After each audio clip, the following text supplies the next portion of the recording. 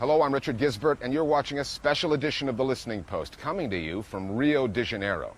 Brazil is more than 2 years into a series of political crises that have already led to the downfall of one government, that of former President Dilma Rousseff, and may well topple another, led by current President Michel Temer.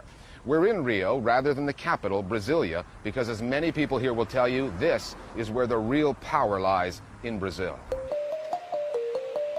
Because Rio is where you will find the headquarters of Rede Globo, the biggest, most powerful media conglomerate in South America, a news organization with the kind of influence that media barons like Rupert Murdoch in the US and Great Britain or Silvio Berlusconi in Italy can only dream of.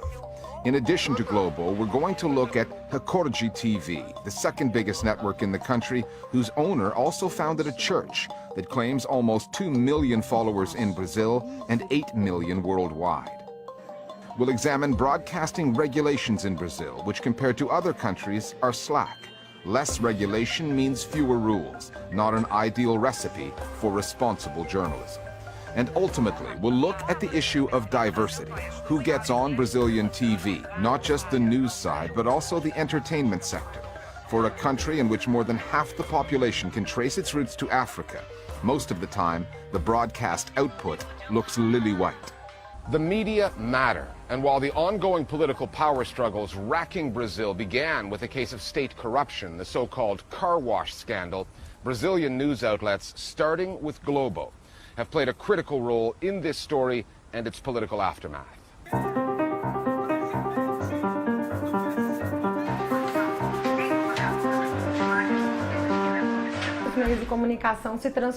The media has become a political player that is powerful enough to influence public opinion.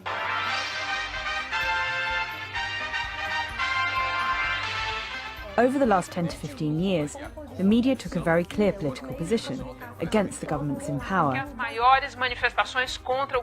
and the country became divided in two, between those who supported the previous government and those who didn't want it to remain in power. It was Globo that put thousands and thousands of people in the streets to demonstrate against President Dilma. Na cobertura do esporte, vamos falar das manifestações que acontecem pelo país. That's political, not journalistic work. It acted like a political party. At the summit of the Brazilian media oligarchy stand the Marinhos, the richest family in the country and the owners of Globo. Globo's conglomerate beams out programming nationwide, from the Amazon in the north to Iguaçu Falls in the south. And its flagship newscast, Jornal Nacional, is an agenda-setting, broadcasting institution. And Globo is more than a national TV network. In addition to its 122 regionally affiliated TV stations, it owns radio networks and a 24-hour news channel. It distributes other broadcasters' channels on its own satellite, in addition to owning the newspapers that gave the company its start back in 1925. There's a well-known political maxim here in Brazil that sums up just how powerful, how influential Globo has become. It goes like this: if Globo doesn't show it, it didn't happen. Jornal Nacional is without any doubt the highest quality news program in the country. It is also extremely conservative, both politically and socially. There are also numerous examples of politicians having timed specific decisions and speeches so that they might appear on Jornal Nacional on the same day. Boa tarde, Renata. Boa tarde a todos. Havia uma grande expectativa em torno deste pronunciamento do presidente Michel Temer. Jornal Nacional remains the most significant national media power associated with political power. Associado ao poder político. Consider for a moment that only 50% of Brazilians have internet access and that the remaining 50% are the poorest of the population. You can understand why television has become the most important information source. Globo is the most significant economic and political player in the industry, not only because it's the most watched and farthest reaching, but also because it's the media group that has been most favoured by the Brazilian state throughout history. Globo and the military government that took power in Brazil in a 1964 coup had a symbiotic relationship. Globo backed that coup and supported the military dictatorship right through until 1985. All you need to do is read the headlines of the O Globo newspaper from the days following the coup. They were celebrating the fall of a constitutional government, of an elected government. They supported the coup. The military government put their support behind a media group that was still growing. And they facilitated that growth, partly by providing public funds and partly by not imposing any rules against the concentration of ownership. No Brasil desde os anos 60. De 10 meses. In 2013, almost 30 years after the end of military rule, Globo apologized for backing the coup, but not for its coverage of the regime that followed. E há também o reconhecimento de erros, como o apoio editorial ao golpe militar de 1964. And Globo produced some of its most infamous journalism during that 21-year period. In January 1984, hundreds of thousands of demonstrators took to the streets of São Paulo demanding a return to democracy. Globo could not ignore the story, but instead of reporting the facts, it told its viewers that what they were watching was a celebration. Festa em São Paulo. A cidade comemorou seus 430 anos com mais de 500 solenidades. In 1989, in Brazil's first national election in more than 2 decades, a debate took place between Globo's favored candidate, Fernando Collor, and the leftist candidate, Lula da Silva. Actually, there were 2 debates, the one that really happened and the version Globo edited heavily and put on the air. The way the debate was edited was one of the biggest scandals in Brazilian television history. Reveja agora alguns momentos do debate. It showed the best of Collor and the worst of Lula. Está uma candidatura que esposa teses estranhas ao nosso meio, teses marxistas. After some time, Globo's owners became disenchanted with Collor, and so they campaigned to get him impeached. No caso do Grupo Globo, it's not only Globo, it is also true of all the other mainstream media groups that they have been aligned historically with politically conservative interests that defend the status quo, supporting the interests of the dominant elite in Brazil. If you make a historical analysis, they continue to act the same, representing the same interests. That's what many Brazilians saw in the movement that brought down President Dilma Rousseff last year. Globo and other like-minded media groups campaigning to overthrow a democratically elected government. O ritmo das bombas políticas que estão caindo sobre Brasília é ritmo quase diário. A counter-movement against media outlets with political agendas was born. Globo's reporters in the field were confronted with accusations of backing a coup. Com esse pedido de prisão. A golpe in Portuguese. At the same time, a term was popularized. Media outlets were called Partido da Imprensa Golpista, which translates to Party of the Pro-Coup Press. Brazil's powerful media monopolies have grown into what they are, largely because of a regulatory vacuum. There is no broadcast regulator here, which is extraordinary for a country of this size. There's no law preventing politicians from owning media outlets, so many of them do. Many countries ban media cross-ownership, the same proprietor owning multiple media outlets in the same market. Again, Brazil has no such law. In fact, the closest thing to a law regulating the media in this country was passed more than half a century ago. 1963. And why? Because that's the way Globo wants. Every time a Brazilian congressman tried to change that, had his character assassinated by Globo. There is no law. The law is whatever Globo wants to do. When this issue, the possibility of regulation, was raised in Brazil a few years ago, you know what the reaction was from the media? They said this was tantamount to censorship. They sold the idea that the government wanted to censor the media. Censura travestida de regulação da mídia. A Dilma agora estuda criar uma agência reguladora da mídia nos moldes de Portugal. É piada pronta. Esse é um argumento que é usado pelos grupos que não That's the argument used by the groups who oppose regulation. They accuse anyone who wants to end this oligopoly of trying to censor the content. There is a provision in the Brazilian constitution that says that media cannot be a monopoly or an oligopoly. In fact, if that had ever been written into regulation, we wouldn't be in the situation we find ourselves today. Então, a Constituição brasileira The Constitution prohibits politicians from controlling broadcasters, but there's no legislation to enforce that. So there are 40 politicians in Brazil who directly own radio and TV stations. You're the mayor of a city, and you also own the main newspaper, radio or TV station. You use the media to remain in power, or you reach power and then you acquire media outlets and use what should be a public service for your own political benefit. Para o seu benefício político. Hoje, que sentido faz você? What sense does it make these days to fill broadcasting with rules when at the same time you have the internet and heaps of unregulated content? Regulation does not keep up with the evolution of technology. It makes no sense saying that the system is dominated by one party, pointing and saying, but that network has 40% of the market. Of course, someone is always going to be first, and someone will always come last. It doesn't make sense to regulate television when you can go online and see whatever you want. Lula and Dilma had not the political courage to face Globo. They say that they didn't have the political consensus or the political power to do that, but in the end, when Dilma was kicked out of power, they recognized that they had made their greatest mistake. O presidente da Câmara, Eduardo Cunha, acaba de anunciar que acolheu pedido de abertura de processo de impeachment contra a presidente Dilma Rousseff. They blinked and Globo kicked them out of power. We contacted Globo to give the company a chance to respond to its critics. It chose not to. Globo does have its competitors, all of them owned by wealthy families or individuals. However, plurality in media ownership here has failed to deliver a plurality of views. Media owners in Brazil are, without exception, white and conservative. They compete for audiences, but do so mostly from the same political and social points of view.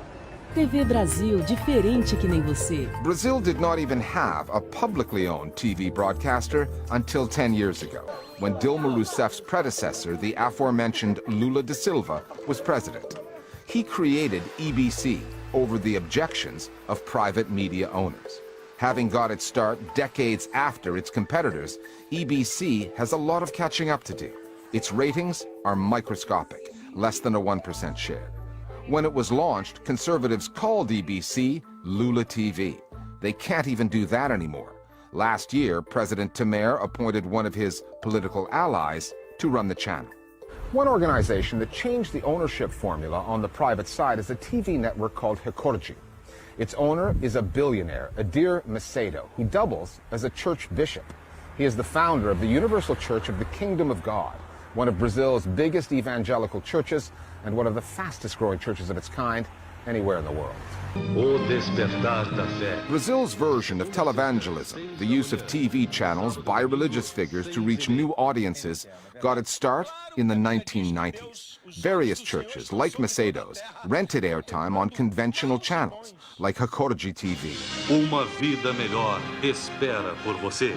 The televangelists saw their congregations grow and raked in more and more donations. By 1989, Macedo no longer needed to rent airtime by the hour. He and his church had the financial muscle to buy Reporta outright. You can guess what happens next.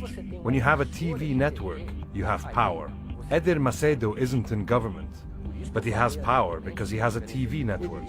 He speaks to millions of people. Assim diz o Senhor. So anyone running for election in Brazil has no choice but to ask for the blessings of Edir Macedo and the other preachers, because they speak to a huge number of people who are all voters. So then everyone goes to kiss Edir Macedo's hand, not just the right-wing parties, but the left too. A direita e a esquerda. When Edir Macedo and the Universal Church acquired Reporta, it caused a chain reaction. From then on, a race was established in Brazil among other churches to also get TV stations. With the economic crisis, private television channels increased the practice of renting out airtime to religious groups who can pay. So the crisis has ended up pushing private television into the arms of these churches. E o discurso And the discourse spread by many of these religious leaders is very hostile to those of African heritage, to women's rights. Nós estamos mostrando às pessoas que isso aqui, ó, olha só, meu, olha só, aqui, ó, isso aqui não funciona aqui, ó, isso aqui não é. Recorgi specifically has criminalized Afro-Brazilian religions, portraying them as devil worship. Some groups have actually won legal cases against Recorgi, forcing them to broadcast programs which treat these religions with more respect. De maneira respeitosa sobre essas religiões. Eu posso afirmar I can categorically say that these neo-Pentecostal evangelical churches are the pinnacle of extreme right-wing reactionary attitudes in Brazil today. Mais a extrema-direita no Brasil atualmente. One might think that Brazil's church-owned or affiliated TV channels would not have that much in common with Globo and other purely commercial outlets. However, the content isn't all that different. The programming is just as loud, women are objectified in much the same way, and whether the channel is owned by a businessman in a pinstripe suit or someone broadcasting from an electronic pulpit, the politics tend to follow the same lines. The Brazilian elite doesn't want to lose a single centimeter of its privilege. It's a very selfish elite, and I'm not even talking about a political elite. I'm talking about the true elite, which is positioned well above this. And yes, what I'm talking about is the people who own the mainstream media. Then there are the twin issues of diversity and depiction. 54% of the Brazilian population is of African descent. You can see the legacy of the slave trade in the faces here. Brazil was the last country in the Western world to abolish slavery. It did so in 1888, 20 years after the U.S. did. But despite the fact that more than half this country has African roots, you may have noticed that almost all of the faces that you have seen so far in the clips that we've shown you from Brazilian television, either corporate media or religious channels, have one thing in common. They're white. If you turn on the TV in Brazil, there are hardly any black actors or presenters, hardly any black journalists. This is across all of the mainstream channels. We are not seen there. The invisibility of black people in spaces of power is glaring. Just go to the newsroom of any newspaper or television station and look at the journalists working there. Almost all of them are white. So the coverage of black people on television or in the Brazilian news must go through the hands and the work of the white journalist. This kind of television reinforces stereotypes all the time. It reinforces the myth of racial democracy and that everyone has rights and equality and everything is okay. So when certain issues are covered, for example, when we try to raise the issue of black genocide, that every 23 minutes a young black person is murdered in Brazil, how does it end up being portrayed? It's always shootouts in the peripheries and the criminals were killed. There isn't even a narrative that serves to inform the public of the facts in Brazil, a country that was the last in the world to abolish slavery. The depiction of that Brazilian reality does not just occur in news programming. The same can be seen on the entertainment side, and the Brazilian soap operas known as telenovelas. Telenovelas are an integral part of the Brazilian media story, for reasons both social and financial. A successful telenovela will capture huge audiences, routinely in the tens of millions. Their plot twists will drive everyday conversation in Brazil. For the networks producing them, all of which faced the economic challenges born of the digital revolution, telenovelas are still cash cows. One of them, Globo's Avenida Brasil, reportedly delivered ad revenues of about $1 billion. Avenida Brasil. And telenovelas have something that Brazilian news programs do not. They have international reach. Globo's flagship newscast, Jornal Nacional, dominates domestic news ratings here, but relatively few people outside Brazil will ever see it. Telenovelas are an export industry. Avenida Brasil has been transmitted in 130 countries in 19 languages. In that respect, telenovelas are the face that Brazil shows to the world. And much like the country's newscasters, the faces that get shown are nothing less than a misrepresentation of what Brazil really is. Because again, they're mostly white. In the soap operas of Brazil, we have a rich world, a happy world, a white world. What is it that a soap opera does? It enters the general public's home and tells a child who is still growing up what they are not going to be. The places they cannot reach. Brazilian private television does this every day. Every day. For example, in adaptations of books in which the main characters are black, when they make them into TV series, they cast them as white. E de que me adianta querer? Sou uma escrava, uma fugitiva. And when we ask, why did you put a white actor to play the role of a black character? They say, it doesn't make a difference. And this has happened in some very famous series in Brazil in the past, like Isaura, the slave, and Chiquinha Gonzaga. A senhora Dona Isabel toca piano? Há alguém no Rio de Janeiro que não toque? Os escravos. Hã? Os escravos não tocam piano. It may not happen today, because now we have a platform where we are able to protest.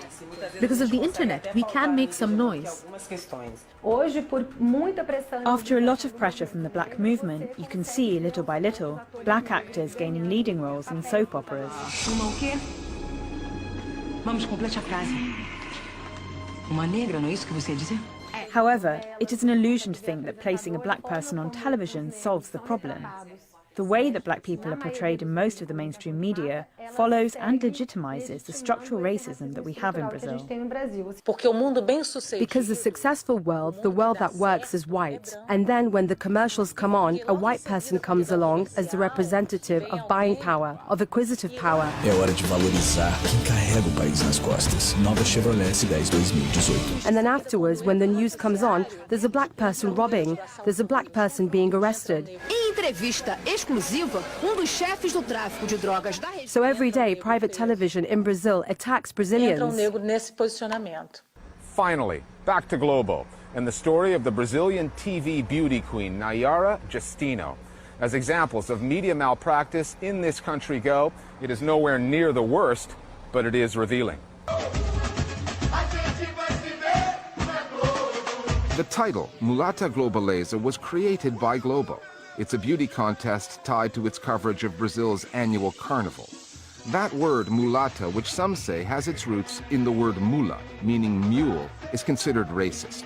A word loaded with colonial connotations, chosen by Globo for a beauty contest ostensibly held to celebrate racial integration. Viewers get to vote for the Globaleza, and 2014 marked a first. The winner, Nayara Justino, was dark-skinned and unmistakably black. A Globeleza 2014 é Nayara. Not everyone approved. Online trolls called Justino a monkey, a darky. A few months later, Globo had Justino replaced. It set the results of the vote aside and simply picked another woman. Globo insisted that its decision had nothing to do with skin color, that the choice came down to artistic fitness for the role. It said artistic merit prevails. The woman Globo picked to replace Justino had African roots as well, but her skin tone is much lighter. And, as one of the country's relatively few newsreaders of African descent will tell you, in the Brazilian media, racial integration has its limits. I'm a black woman, but I have a skin tone that is a little lighter. And I can say that I am privileged in this, because the darker your skin is, the more you have to suffer in Brazil. There was an official whitening policy in Brazil. The initiative that brought European immigrants here after the abolition of slavery was not accidental. It was done in order to whiten the population, because they believed that within 200 years, there would be no more blacks in Brazil. But we're still here, in this country, which still denies its African origins, and which runs on the idea that the whiter, the better. In a way, the story of that beauty queen typifies the way Globo sees Brazil. Back in 1964, the network supported a military coup that brought down a government Brazilians had voted for. 2 years ago, Globo called its viewers onto the streets to help depose another democratically elected government. Globo is not even above overturning a public vote for a beauty queen if the choice of the people fails to align with the network's idea of who should represent Brazil. You've been watching a special edition of our program on the Brazilian media, who they are not, and the influence they wield in this, the world's 5th most populous country. We'll see you next time, here at the Listening Post. Nós interrompemos a programação para informar que o prefeito de Salomão, um usuário da Igreja Universal de Deus, maior, mais moderno centro de produção de televisão da América Latina. Que esta revista morre há anos